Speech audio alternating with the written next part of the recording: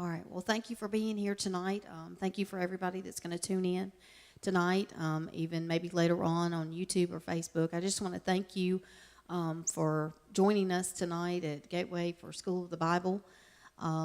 It's going to be a little different tonight. It'll be really short tonight, probably. I'm really going to depend on God today. So that's how this works. But we were talking to Apostle David, and one of the reasons for doing this is that I was looking for a way to be able to do some training for my staff and for me to be able to meet with people. And so we're going to do it for School of the Bible. And so we're going to talk about some things. We'll go into some leadership things. But we're going to start with a subject that's very near and dear to my heart, and it's something that is a basic biblical principle. It's a vital principle in our life, and it's something that's missing in our society today. It's something that was really, it was a huge focus when I was growing up, because when I was growing up, I grew up in a house, my mom and my brother and I lived with my grandparents. And so I grew up in a house where the authority in there, the man in the house, fought in World War II. He was born in 1920. So he had a different perspective. I was not raised by my mother's generation. I was raised by the generation that raised my mother. And so here I am. I think about things very differently than most people do, and my age, usually.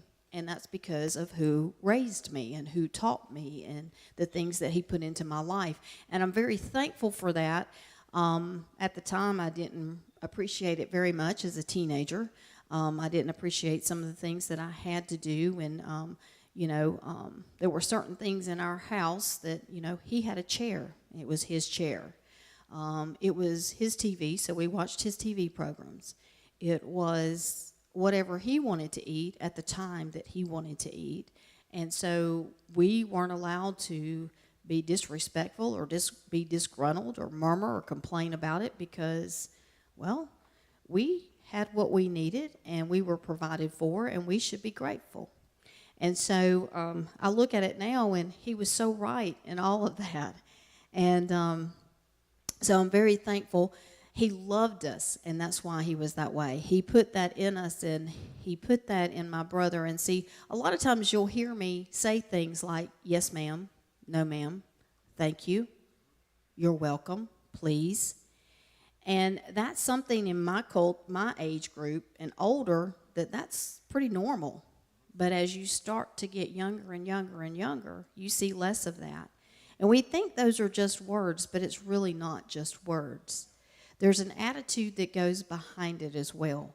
And so I'm thankful that I grew up in that household, and I'm thankful that I grew up with someone who taught me that that was necessary and that that was important, and instilled that in me. And, there were times when I said yes, sir, or no, sir, and I had an attitude about it. And guess what? I got very quickly corrected with that attitude. Or if I was that way towards my mother, yes, ma'am, no, ma'am.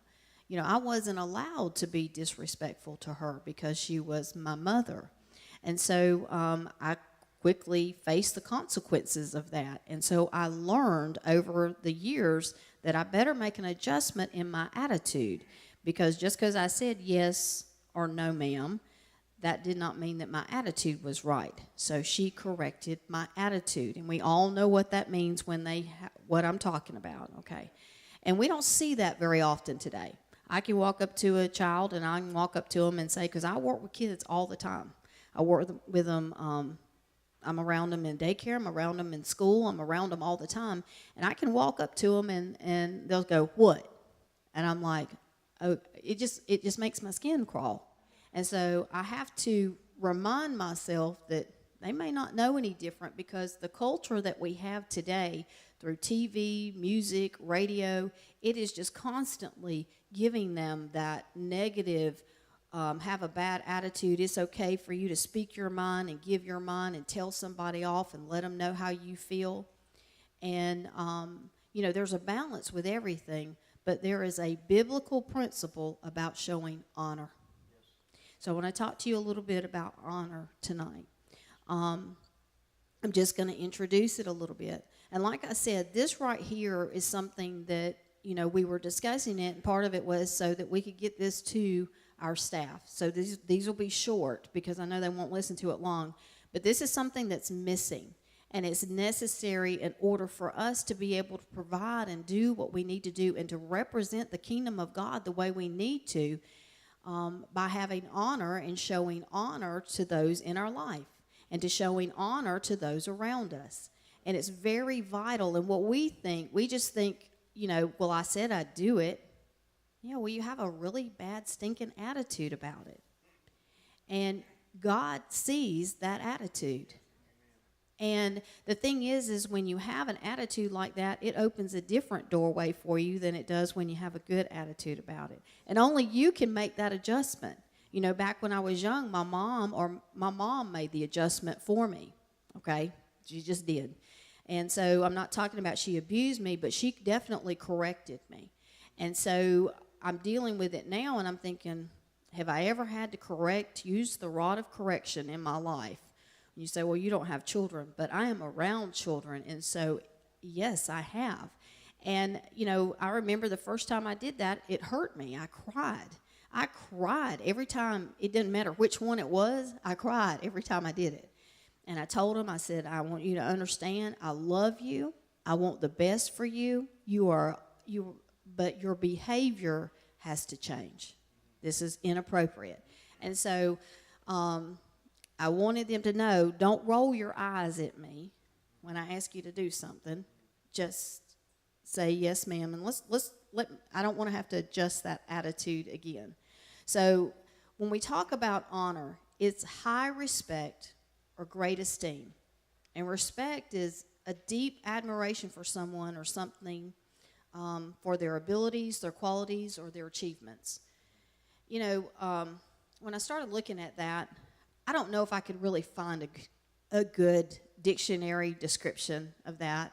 I just go back and I think about the things in my life when I start thinking about honor. And you can go back and you can look in the Bible and you can look at there's so many scriptures on honor. So we're not going to go through all those tonight. By the way, just to let you know, I told Apostle David I'm being honorable because I told him I would do this. I found out Sunday I was doing this, and I told him, yes, sir, I will. And then today at 12 o'clock, the state lady shows up. I was getting ready to leave. And she shows up, and she doesn't leave till after 5 o'clock today. I'm with her for 5 hours. I have to have a good attitude. I have to give her whatever she needs, do whatever she needs me to do. Why? Because of the position that I have.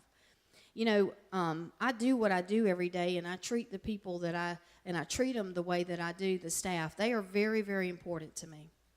And I couldn't do what I do without them. I need them. They're necessary in my life. So I honor them. I go in and I serve them. I go in and I help them. I don't stand there and watch them work. I go in and I work with them. Yes, I am their leader, but I honor them by going in and helping them and assisting them and joining in with them, because I understand that in order for us to accomplish what we need to accomplish, it's going to take us working together. That's one way of showing honor. Back in, it was several years ago, you have to say, well, why do you have the position that you have? It's not something that I just walked right into. This is something that, I think God proved me over the years, and I went through different things in my life. And I can go back to different times when I remember when I first got out of school, and I was working in retail, and I worked at Victoria's Secret. I was a manager there, and I loved that job. It was just a fun job, I wasn't married, and I loved it. But I was tired that night, and I wanted to go home. And I was whining and murmuring and complaining because my feet hurt, I was hungry, and I was tired of those people coming into that store. And I wanted to go home. And I was just going, why do these people have to keep coming in here? And I'm just going, meh, meh, meh, meh, meh, meh, meh, meh, meh, meh, meh, meh. Well, I was put in that position as a manager there, and I'm whining and murmuring and complaining about the position that I have and that's been given to me. And I heard why don't you just shut up? I didn't hear be quiet. I heard shut up. Your job that you have here is much easier than that of a pastor. And I didn't understand at the time. I wasn't trying to be a pastor. I promise you, I wasn't. I didn't want to be one. I really didn't want to be one. And that's when I realized it was easier. I had to learn how to serve people on the lowest level, and that was in customer service. I had to learn how to meet the needs of those people just coming in there to buy a product. And I began to match their needs with what we had. And when I did that, I began to show them what we had. They would come in and they were looking for something or a particular fragrance or whatever they were looking for. And I would begin to show them what we had and how it matched what they were looking for. I began to serve the people. I guess it's going to be more on serving, won't it? That's okay. So I served them. And while serving those people, people just kept coming and kept coming and kept coming and kept coming. And after a while, we had a whole culture in that store of serving and service. And we taught everybody. And the reason that it was that way is because the leaders were that way. The leaders were servers. The leaders went in and met the needs of the people, and yet we took care of the people, the staff that we worked with. I never expected them to do anything that I wouldn't do. I did just as much or more than they did, but they came along and worked alongside me, and I worked alongside them. You know, when we started off that year, stores have volume and their sizes. And so we moved into a different bracket. I'll just say it like that. We were moved from a B to a B plus volume store. They only had like B plus, A, and A plus. A plus was like at Lenox Square Mall or Gwinnett Place Mall. These were huge, huge, huge stores. This is when malls were big, okay? And our store was maybe a quarter of the size. We were a B plus volume store. We were not a very big store, and we were in Macon, Georgia. We were not in Atlanta. We were not anywhere else. And at the end of that year, when we moved in, we were at the very bottom of our bracket. But we had such a culture of serving our community and our people and serving each other and working together that at the end of the year, we were the #1 B plus volume store in the country. This is not something this is a principle that it has been proven in my life time and time and time again. This is going to be on serving. This is what this is going to be. It's okay. So I am a servant first. Before anything else, I am a servant first. And I have to lead by example. So I have recently stepped back into the daycare because we were a little short-staffed out there and we needed the additional help. So I have stepped back in there to work with them, to help that center. Why? They need that. Because they were discouraged, they were tired, they were weary, and it's my responsibility as a leader to step in and to help them and pull them out of where they're at. Because I can see a bigger picture, I just have to remind them of the bigger picture. So it's my responsibility to step in and do whatever needs to be done. And so that's what I've done. And so it's not easy to do that, but it's necessary to do that in order for us to go on and to move forward. I hate when I do this, but it's okay. But serving is not comfortable all the time. Serving is not prestigious. Serving is, most people don't want to. They think they're too good to clean the bathrooms, scrub the toilets, mop the floors, take out the trash. I don't think that. I know I'm not. You know, the job I had before that, I worked at Sam's when I got out of college, and the first thing that happened, I had a 4-year degree now. I'm telling you this, I'm being very personal with you tonight so you'll understand the struggles that I've had and where God's brought me and how He's taught me in my jobs. In my job at Sam's, I was part-time, and I was working on the front, and they needed me one night. We had to close up the store. And one of the supervisors at the front walked up to me, and she handed me this broom. I'll never forget this. And she said, "I want you to sweep the store." And I remember thinking, okay. Now remember, I had already finished college. I had paid a lot of money for that degree. I'm working at Sam's, and I'm pushing a broom, sweeping the floor. And all of a sudden, all that pride and all that just whatever it was that I had, thinking I was too good to do that, it just like that. And all I could think of is that I knew that there were people that I knew that walked in there, and they would see me too. I was so concerned about that. And I looked at her and I said, okay. And I took the broom. I wasn't going to tell her no. Remember, I wasn't going to tell her no. But I had the wrong attitude. And that night, I took that broom and I swept the floor. And this is what I said. I said, God, I know I'm not too good to do this, but I sure do think I am. By the time I left there 6 months, I worked there about 9 months before I took my next job. And by the time I left there, I was taking a group of people, 6 or 7 people, with me to the bathrooms to keep the bathrooms clean. Because I didn't care about sweeping the floors, scrubbing the toilets, taking out the trash, pushing the carts in, doing whatever needed to be done, because I understood that we had a goal and we needed to accomplish it. So whatever it took. So guess what? Not only did I just stay as a lowly cashier, they moved me up to a supervisor. So as a supervisor, I'm out there doing all the cleaning and doing all the stuff. It didn't bother me. And what I didn't understand is that God was taking me step by step and preparing me for what I do today. Because what I do today, it's probably, you think, God, why would you pick me to do this? Why would you pick me and put me in the positions that you've put me in? Why would you do that? I don't know. I'll have to ask him when we get there. Because sometimes I say, could I do something else? Because I could do something else. It probably wouldn't have to work near as hard and could probably make a lot more money and have an easier life. But that's not what God's got for me to do.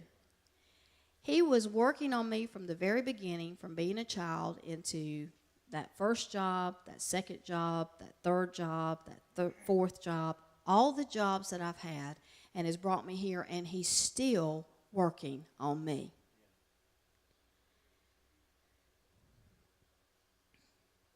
One of the things that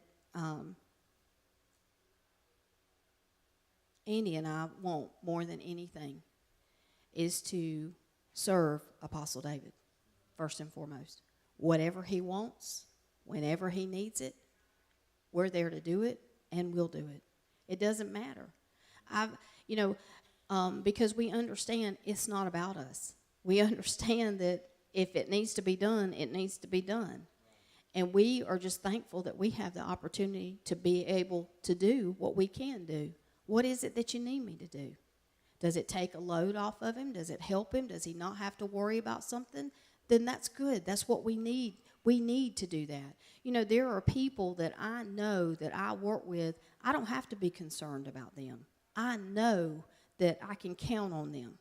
I know that they're going to be there. I know that when I ask them if something's done, I know it's been done. I don't have to wonder. I don't have to guess. I don't have to think. I don't have to double check behind them. I know that it's done.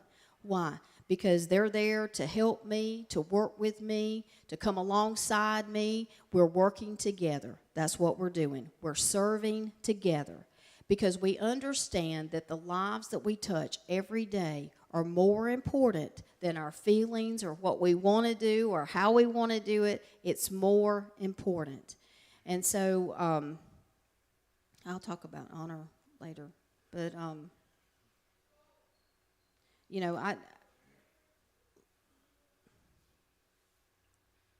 have to be honest with you.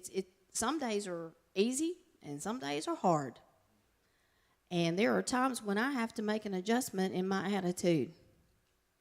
Because some days I get aggravated, sometimes I get angry, and I have to go back and I have to look at myself and I have to examine, why am I thinking this way?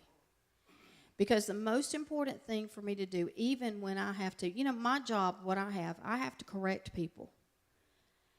I hate doing that. I hate it. But I have to do it. And I don't do it because I like to tell people what to do.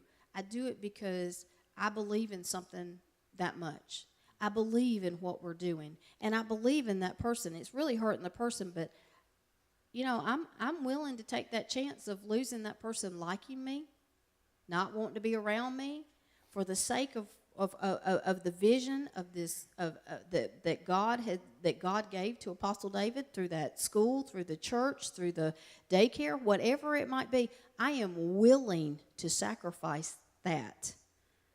I'm getting more and more. I don't care, because that's bigger in me and more important in me than if they like me or don't like me. Okay? But serving. Is it important to serve? It's important to serve. It's necessary to serve. Nothing would get done if we didn't serve. I mean, there's people that do things all the time that nobody knows anything about. And if you're looking for somebody to give you the praise and accolades for it, then that's the wrong motive to be doing it in the first place.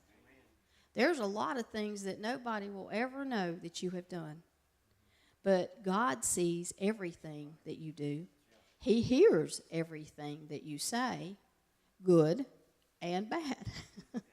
And I remind myself, God just heard my fussing today when I couldn't leave today when I wanted to leave. I had to stay all day. Well, that was my job, wasn't it? That was my way of serving. And that's what I did. I don't even know what to say.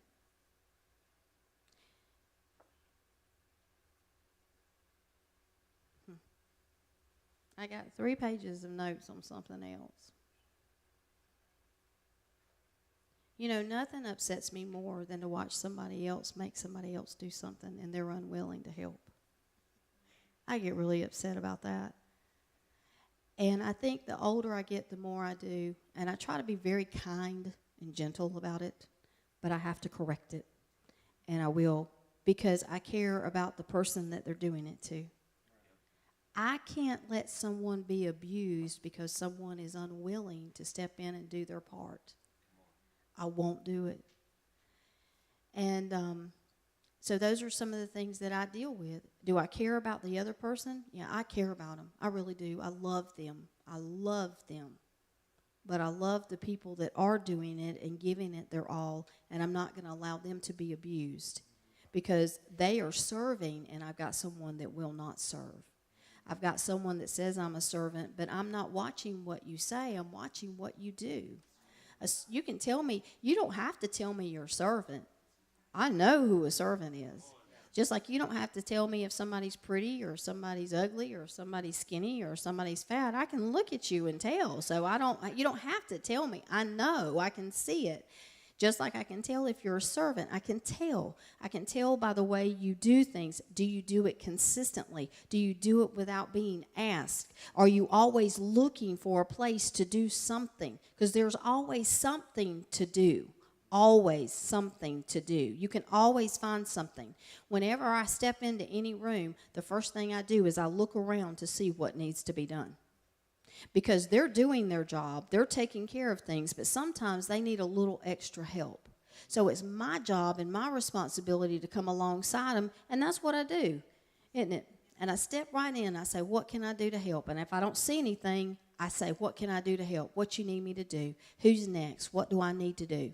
Why? It gives them a little bit of a breather, it gives them a little bit of a help, and it also reminds them, I'm here to help you. Do I have things to do? I do, but I can put some things aside at times so that I can come in and remind people that I am here to serve you. I am here to help you. If I take care of you, you take care of what's going on in here, and then everybody else is happy. We're good. But my main responsibility is to serve the people that I work with, to serve the people, the teachers and the other people. It is my responsibility. That's what I do. I serve the people. And the people come first. It's not about the program. It is about the people.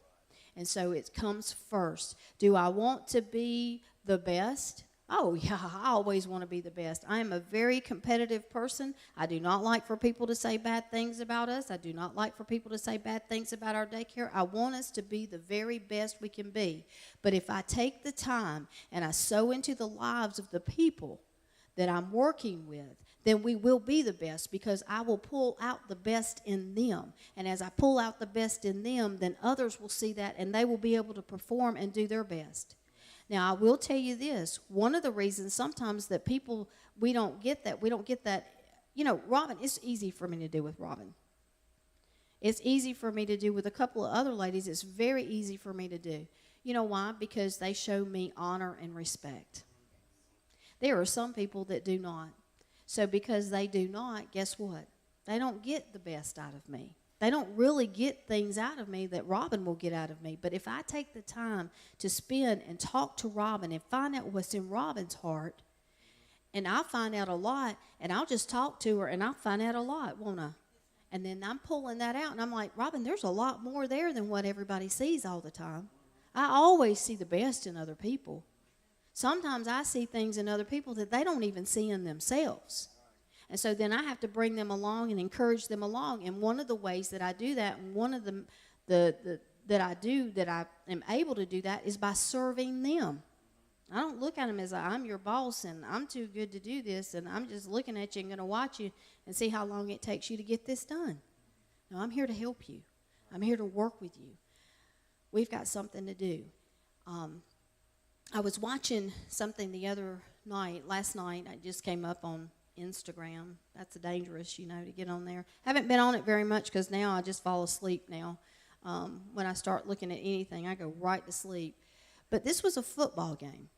And in this football game, the team kicked it went into the end zone, and the player that was the receiver that was receiving it, he didn't catch the ball. A lot of times they'll do a touchdown. They'll just stay right there and they'll move them out to the 20, or they'll try to run it back and try to get as much yardage as they could. He didn't catch that. It just went behind him. He went behind and picked up that ball. And what I noticed about that is that he picked up that ball, and then the rest of his team came back there where he was at. And there were two other men that ran with him the entire way, and I watched him just pushing the people away. He ran it all the way in for a touchdown. He couldn't do that without those two men. He needed everybody. They had to work together. Now, which one was the greatest? The one that had the ball, or the ones that protected him and kept him from getting tackled? There is no difference. They each had their part. They each had their role. Each one was necessary, but they were serving each other. And because of that, they scored, and I don't know if they won the game or not. That wasn't the point. The point is this is what it took for them to do. So instead of just dropping down and saying, oh, he messed up or whatever, no, let's come alongside and let's help him and let's press on in. And they ran it all the way in, and I literally watched one of them just push somebody off to the side like that, and he ran it all the way in. Now, those are those glorious shots that you like to see. But I began to think about what we do every day. And if we see somebody struggling with something, instead of pointing our finger at them and talking down to them, if we'll come in and we'll assist them and help them and work with them, we can accomplish something far greater than sitting there talking about somebody and mumbling and complaining and talking about where they messed up and how they messed up.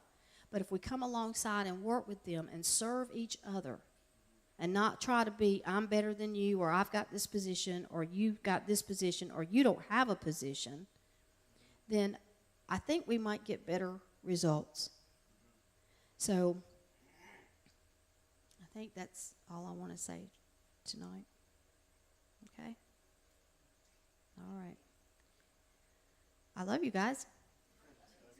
All right, Tim, you can turn us off.